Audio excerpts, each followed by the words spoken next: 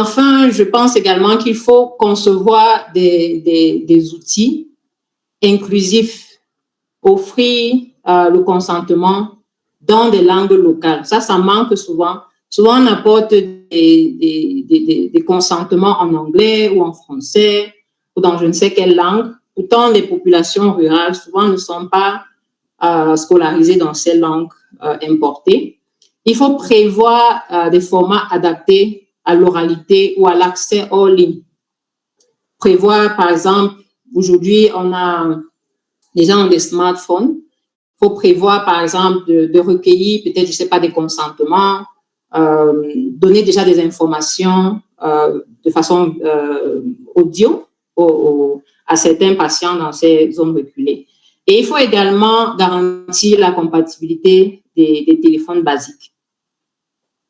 Donc, voilà un peu ce que j'ai prévu. Enfin, j'aimerais également parler du fait que la Convention de Malabo, bien qu'elle ait été ratifiée, désolée, il y a une coquille, elle est ratifiée en 2014, si je ne m'abuse, ratifiée par seulement 15 pays.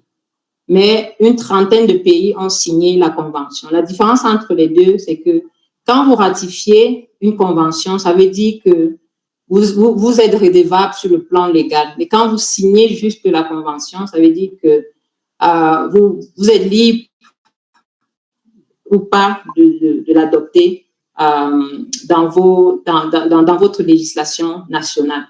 Et le cadre de politique des données des Nations Unies, c'est juste c'est des guidelines que chaque pays devrait pouvoir prendre pour développer des politiques nationales. Et l'une des choses sur laquelle nous travaillons à l'Union africaine, c'est d'amener les pays à développer des politiques de protection des données de la santé.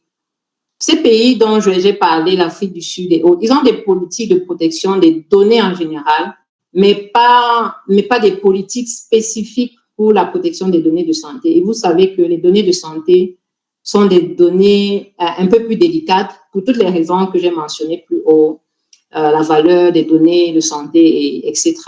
Donc, l'appel que j'aimerais envoyer aux décideurs et même à nous qui sommes ici connectés à cette conférence, je suis sûre qu'on a des futurs décideurs ici avec nous aujourd'hui, c'est de transformer ces engagements continentaux en lois nationales solides, des lois qui seront également exécutées et centrées sur la justice, la transparence et la confiance.